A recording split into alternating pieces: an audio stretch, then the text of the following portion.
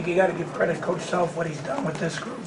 To be 8-1 at the turn in the best league in the country, mixture of some veterans, but I think Frank Mason's involvement, and Kelly and making some strides, but Perry just he's just rock solid, and I think even last year I thought he could have been MVP of the league. He just does so. He's always there for them, and I think it's like our Will and Shane last year. People, because they're no frills players, people forget about them. So I'm just very disappointed in our competitive spirit, especially on the defensive end at the start of the game. We are a good defensive team. We talked about staying in your character, doing what you do, and we just let them get layup after layup to start the game, and you spot them. Too many points to try to come back. And, our guys didn't quit. They kept battling and stuff, and, got it to 11. We had Nigel had 2 free throws, missed them. Malik got the rebound, and either got it blocked or missed a layup. And then, Selden hit a 3, and Frank had a drive on the next one, and it was pretty much over. But when we were able to get it to Thomas, for some reason they decided not to trap him. He was very effective. I thought Marcus settled down in the second half and did a better job, but we just didn't get much off the bench. Justin Edwards, he went to the hoop hard. He just, he's got to finish, and this is all new for him. It's a new level, new game, new atmosphere.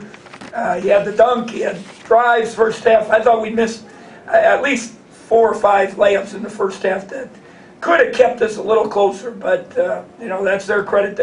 They got good athletes. They protect the lane, and they do a good job defensively. I think at halftime we had 9 offensive rebounds. I don't know what they had, but we only had 4 or 5 points out of that.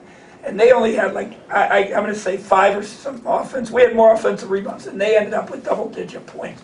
So they took advantage of their second chance. We just didn't finish. They just outplayed us. You seem pretty fired up in the huddle after in that first media time. I'm just disappointed. And then we talked about not going one-on-one. And, having some pride in guarding and not letting them just dribble down the lane and make layups. I mean, and I thought the big thing, and our coaches talked about the last 2 years here, when they make a little run, they're going to make a run. They're a really good team. They're always a good team. You got to keep your poise and make them guard, and then, Javon shoots a tough shot. Marcus shoots a tough shot. Somebody else shoots a tough shot. We're a team that, when we win, we have assists.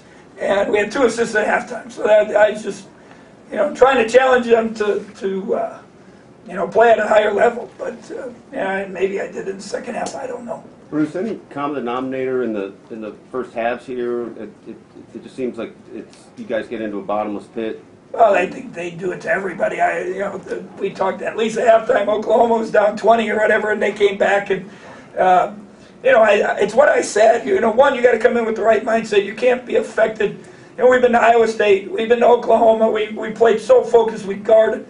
And then we came here, and we weren't ready to guard them the way you need to guard. And, Bill does a good job. They got versatile parts. They spread you. You got to be hooked up. And then, if you ask for a common denominator, then you go on your own and try to make plays. I don't think it's selfish, but they're trying to go make plays, and that's the crowd and the emotion instead of just playing good basketball. But, got to worry about Texas Tech now. And do you have to overcome some kind of mystique here with your guys? Is there anything that they're working against? Not many people. In 1 year, he's got only 9 losses in whatever it's 12, 13 years, whatever he's been here.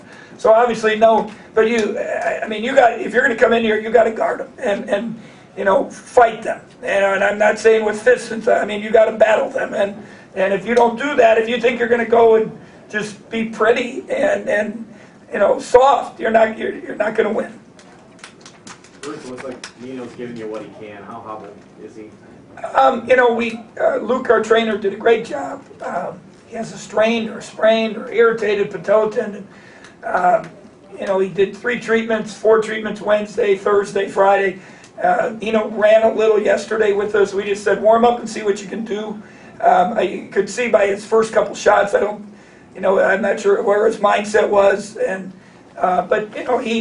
We just got to see now how he responds. That was our only fear of playing him, was the next 9 games. And hopefully, he responds well. We've had some tough luck. From the beginning, the injuries, DJ not being there all year, we had 3-4 guys out for 2 weeks or more. In October, getting ready, Nigel gets hurt against Iowa State, Nino against West Virginia. It just, sometimes that happens, and you just can't do anything about it. You coach long enough, you're on a team long enough. Some years are like that. You just got to keep battling. Where do you see this team at right now at the halfway point in the conference? I mean, you're still looking 5-4, I think. Yeah. Yeah, 5-4. You know, obviously competed pretty well with. You know, you go to Oklahoma and win a tough road game. Competed with pretty good teams. You know, you have Nino against West Virginia. Do you win at home? I don't know. You know, we were 6-3. Would have been a pretty good start. But you know, we aren't, and we don't have it. So we're 5-4 now. You know, stay the course, mature, keep battling, come ready to play at Texas Tech on Wednesday. But Gibson had a pretty good second half. What was it that got him going? We just got it to him. I thought we were more patient. That was the, you know, again, it's that fine line in the first half.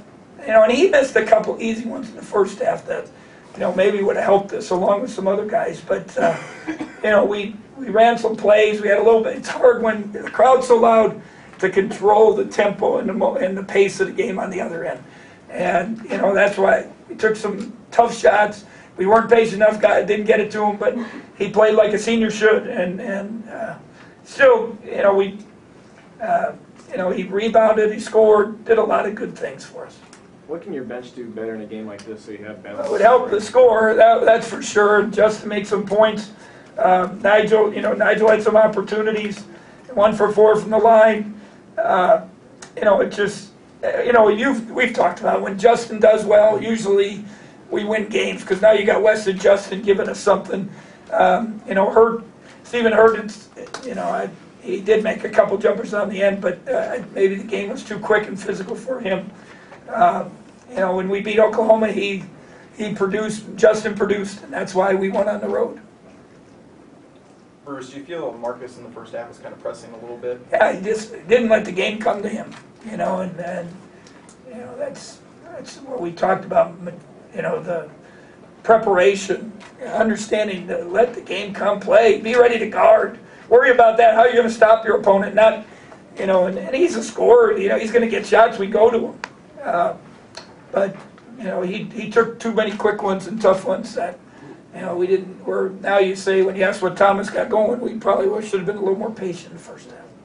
You never got it within single digits in the second half. We had a chance, and Nigel had 2 free throws to go. I think it was 11, and you know, we didn't. And that, you know, that's your one chance kind of, you know, they run out 5. I think we cut it back to 12, and we just, you know, they were patient, smart, and, you know, it wasn't, you know, they had obviously some spectacular plays, some blocks and dunks, but they just played no frills basketball. They just outgrinded us. I know you got to rest Thomas, but was he playing so well in the second half? Did you have any hesitancy about keeping him out? Oh, he gets tired. He asked out, I think, at least 1 at a times, and you know, we've kicked ourselves in the butt a couple times where we've gone at Iowa State. We went too long with too many guys, and then we didn't have anything at the end. So, you know, again, you gotta have some bench guys produce if you're gonna, you know, be successful. Did you notice the difference when Thomas Gibson was guarded by Jamari Traylor as opposed to Cliff Alexander?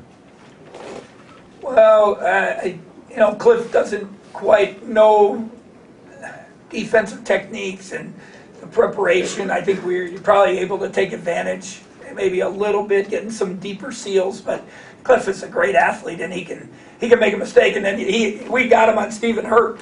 Hurt had the rim. We ran a misdirection, went back. He had the rim, he had the bucket, and you know, he still came back and blocked it. So, you know, that's, you know, Cliff's just a young guy learning, and you know, he's still got great upside and, you know, great body, great athleticism. You know, I've watched him since I think 8th, 9th grade, so he's got a good future ahead of him. Thank you. Thank you.